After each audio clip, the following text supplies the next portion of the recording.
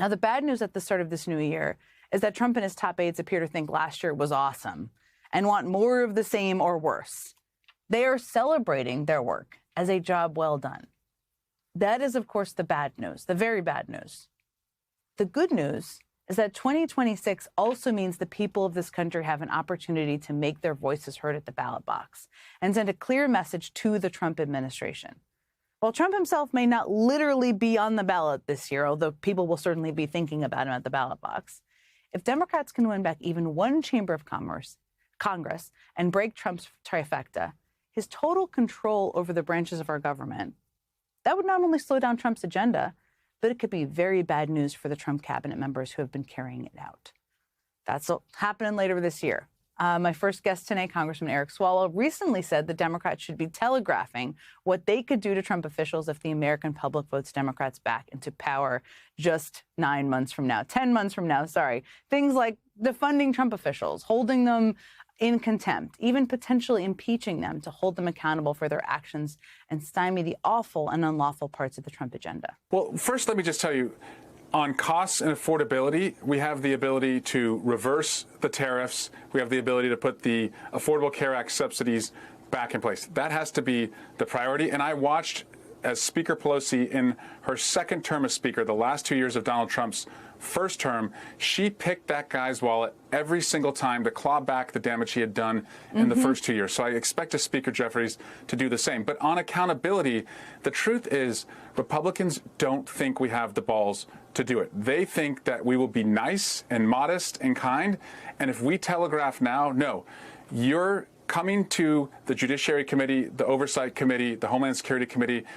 The truth is going to come out. We're using the subpoena power. We're seeking accountability. All the dirty deals that were done by law firms, by university presidents, by entertainment companies, we are going to seek to understand all of it. We have the power to restrict funding if we need to. If we telegraph that now, we may not reverse the deals that were done in the past, but we may stop the next drug deal that the president is cooking up right now.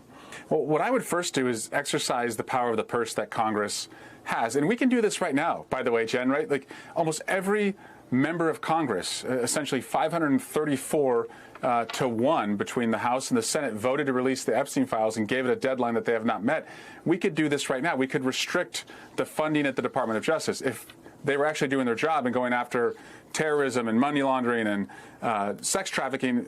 You know, maybe that restricted funding would hurt them, but they're using their funding right now to go after the president's enemies.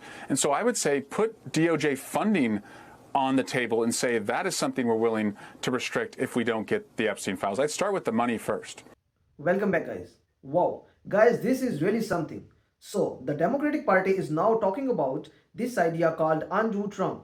And honestly, it's kind of a big deal because it shows how much they are thinking about the future if they get control of Congress. I mean, we all know Trump has been a very controversial president, right? Some people love him, some people really do not.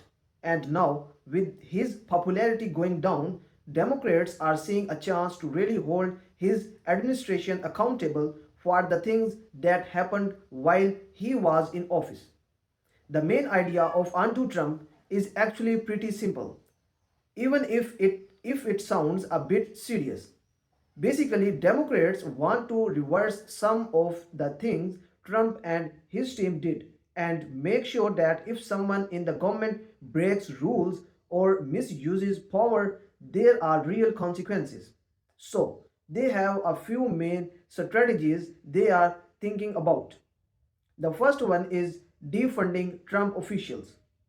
This does not mean people won't get paid at all, but it means restricting financial resources to departments or offices that were used to target political enemies. So imagine if a department was using money and resources to go after someone because of politics and not because of the law. Democrats want to make sure that does not happen again. It's about holding people accountable and making sure taxpayer money is not used in the wrong way. The second strategy is about holding officials in contempt. Now, this is basically using legal processes when someone refuses to cooperate or is blocking investigations. If someone is ignoring rules or hiding information, Democrats could take steps to officially punish or pressure them. It's kind of like saying you cannot just ignore the law or break the rules without consequences. And then there's the big one, impeachment. This is the most serious thing because it means Democrats could try to remove people from office if they did something illegal or abused their power. Impeachment sounds scary, but it's really a legal and political tool to make sure the government works fairly and no one is above the law. Congressman Eric Swalwell really explains this well. He says that Democrats should telegraph these intentions, which means they should make it clear when what will happen if someone breaks the rules in the future. It's not just about punishing past actions, it's about sending a message so that people think twice before doing something wrong. Swalwell gives a really interesting example about Pam Bondi and the Justice Department not releasing the Jeffrey Epstein's files. This is something that shocked a lot of people because the files could have shown a lot of important information. Swalwell says if Democrats had control that could restrict funding to the Justice Department as a consequences for not doing the right thing.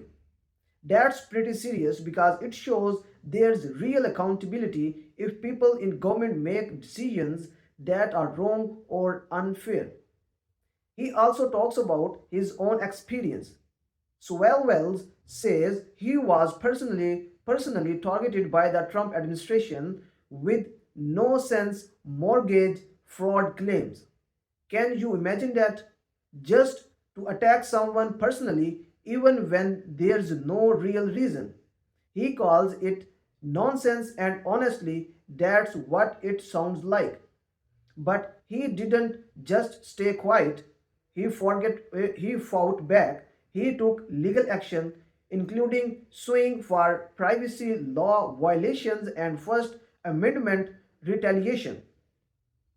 Basically, he said, you cannot just use government power to go after political enemies without consequences. What I like about Swalwell's approach is that he wants Democrats to stay on offense.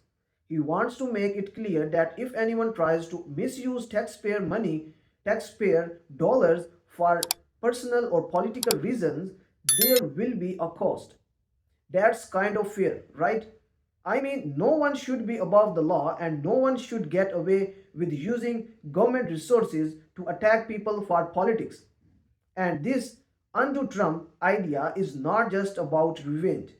It's really about making sure the government is fair, accountable, and honest. It's about saying, hey, we are watching and there will be consequences if you break the rules. That's something Americans can understand because we all want a government that works for the people, not for political games. Also, Swalwell emphasizes that Democrats need to telegraph their intentions in advance. That means making it very clear what will happen if laws are broken or if rules are ignored. This is smart because it's not about punishing people after the fact. It's about preventing bad behavior in the first place. If Trump or any official knows there will be real consequences, they might think twice before doing anything unethical or illegal. Honestly, this strategy makes a lot of sense. It's strong, it's also fair. Democrats are basically saying we are ready to use the tools of government responsibility to make sure that no one misuse power. And that is something that can resonate with a lot of Americans. People want justice, people want fairness, and they want accountability. And that's what Undo Trump is trying to do in a practical, legal, and political way.